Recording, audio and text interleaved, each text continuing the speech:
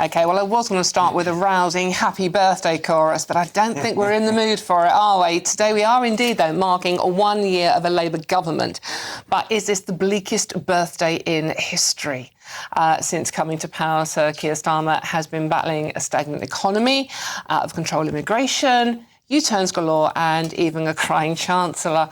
Meanwhile, the MP for Coventry South, or is that Gaza South, never can keep up, Zara Sultana has announced she is forming a new political party alongside Jeremy Corbyn, although he didn't seem quite aware that that was happening and appeared to slap her down in a recent post on X. They're off to a flying start, those two, aren't they?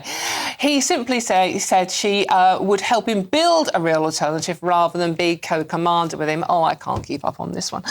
So to explain how we keep up on all of this and to celebrate a momentous year of a Labour government, we are joined by the wonderful GBNews political editor Christopher Hope and editor of the Sunday Telegraph Allister Heath. Thank you very much for joining me, gentlemen. I don't even know where to start. It is a year of Labour governing us. There's a story in the Mail today, for a start, saying families are £1,700 worse off. We've had Zara Sultana. We're being told we've got a GP in our pocket or something or other. I just want one in the surgery, to be honest with you. How's it going, Chris? It could be better. I mean, Number 10 say today he's not celebrating. There's no champagne out. But what is he doing? No anniversary cake. Well, he's busy in Number 10. It's not having a beer with Ange. No. He might be having a beer, not being told about the beer or a curry with Ange. Don't know about that. We are being told, though, that earlier this week that she had a party, an event with public sector workers. It's been a difficult week for him. I think the £5 billion reversal on Tuesday, a disaster. That bill was called Universal Credit and a personal independent bill. That the PIP bit's been removed from the name of the bill. It's now called the Universal Credit Bill. And for me, the tragedy of this administration is you've got the permission to reform benefits with a huge majority, and there's a Labour Party, they can do it in a way the Tories can't, and they've lost it. They've shot themselves in the foot. I asked the PM yesterday about this. He says the Stephen Timms report comes back next year looking at the PIP, the £5 billion part of it. But as £5 billion out of £100 billion is barely scratching the sides. I think this government has so much opportunity to do good things, maybe on NHS reform, if that money isn't wasted. We'll wait and see how that goes with the money raised through national insurance last year. But on benefits, that's the key thing. And I think they've blown it. And that's really, really sad. And add to that, we've got this thing today with this possible party being launched by Zara Sultana. Yes. Jeremy Corbyn is now saying something will happen soon. He told a rally 3 weeks ago, I'm determined there will be, in a short time, a strong alternative, a democratic, socialist, left-wing voice to bring people together. It could be called Real Change, Collective, Peace and Justice. 9 Palestine Action rebels from earlier this week who opposed prescription of that campaign group, they could join. John McDonnell won't, the former Shadow Chancellor. He wants to get back into the... He said he won't today, yes, hasn't he? And Diane Abbott as well. Abbott won't do it. They're kind of lifers for the Labour Party. 4 pro-Gaza MPs might join it. You could end up with a party bigger than Reform UK and causing problems on the left. Don't forget, this party could gain 10% in the polls, according to More in Common. That figure is disputed, but it could push Labour down by 3 points in the polls, making them second equal with the Tories and giving Reform the bigger lead. So it's all happening. We are entering possibly a 5-party politics period in England from this autumn. 6-party in Scotland and Wales because of the nationalist parties. I've talked to Andrew Murray from my podcast, Chopper's Political Podcast. He used Which to work... you have to mention at least once. Just once. Yeah. You give me that one. Yeah, but okay. he used to work for Unite, the Union Party, now works for the Morning Star. He thinks there's a 70% chance this party launches by September. It's a massive autumn for politics already. It's certainly... I mean, where are we looking? I mean, obviously the election's a long time away. We've got 4 years to go. But is there a potential of a hung parliament here? Oh, yes, definitely, and will Reform be the biggest party or hold the balance of power, which it looks like it could do at this stage. Reform, by the way, without a single peer in House of Lords. So you could have a situation where Reform win all these MPs and there's no peers in the second chamber to help pass legislation. There is so much on the table of uncertainty at the moment in politics. It's extraordinary. Looking back over the past year, yes, there have been achievements by this government. 4 million appointments, 1,700 new GPs. They claim 4 interest rate cuts, although that's done by the Independent Bank of England. Trade deals with India, America, European Union, a partial extension of a deal with the Trans-Pacific Trade Partnership with Canada. On the world stage, he's got cooperation with France. They're now knifing dinghies. He's doing stuff, to be fair to him.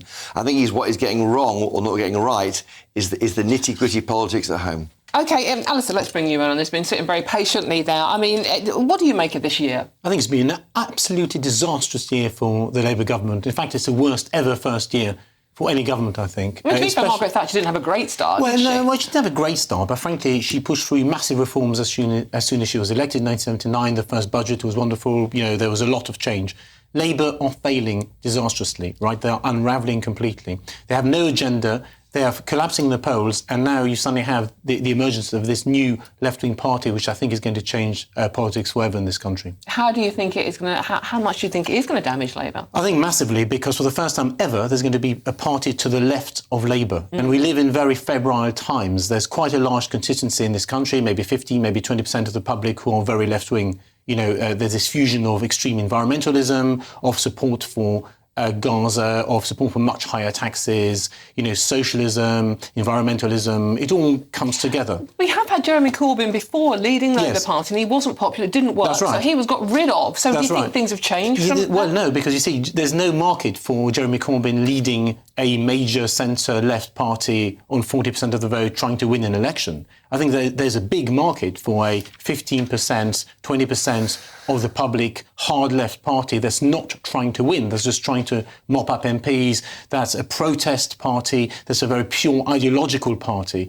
We live in a world where many people, where for them politics has become a new religion, a substitute to religion, and that party will mop up a lot of these people. You said during the break just now that you think this could finish Labour off. Yes, I think this could potentially, possibly, be the last Labour government, because everything's changing, right? You've got Reform, which is currently leading in the polls, which would easily be the largest party at the moment. The Conservative Party are in crisis because they now have a party to their right.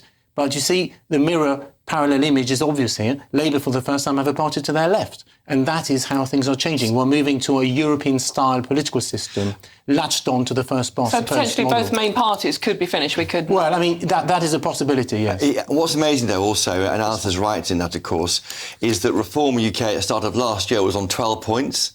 They went to 27 points only when Nigel Farage took over, and that took until about Christmas time when it clawed its way up. So really, as things stand, you see, this party isn't very big at the moment, but it could grow, and that's what's so extraordinary. And it could get into some sort of alliance with the Green Party. Yeah. I think that'd be a crucial development. I think it's quite a likely development. That party is reinventing itself as a populist party of the left. We're sort of bringing into Britain the politics of AOC, of the modern American left, very online, very aggressive, very left-wing. And the reason for this is that there's a market for that, and crucially, these parties don't need to win, right? They just need to get 15% of the vote to change everything. And that's, I think, the difference with Reform. Because I think Reform could actually win an election. I can't see a Corbynite party winning an election. Gentlemen, just quickly, we do have to try and sort of play devil's advocate. Is there one thing that Keir Starmer could do now if he's watching this programme, I'm sure he's an avid viewer, say, right, I've had a year, I've made mistakes, what can I do to change things around? Well, what he's doing is delivery. It's OK to raise taxes, Alistair was saying not. It is OK to raise taxes if you get some bang for your buck, if you can see money coming through to the bottom line. So that's why he's stressing the doctor in your pocket, the NHS announcement yesterday. That's where most of the money has gone from national insurance increase. Show some results quickly, and that's always a problem going back to Boris Johnson's time. We couldn't see the benefit of this government, and despite the fact the raising so much, the taxes went up so much to pay just for COVID. Just quickly, Alistair, we've run out of time. Unfortunately, raise taxes, good idea? Sadly, no, I think it's a terrible idea, but I think there's going to be a massive, massive historic tax increase at the budget this autumn. Oh, gosh, thank you very much. That's Christopher Hope and Alister Heath. Thank you very much. I hope they haven't cheered you up as much as they've cheered me up. Blimey.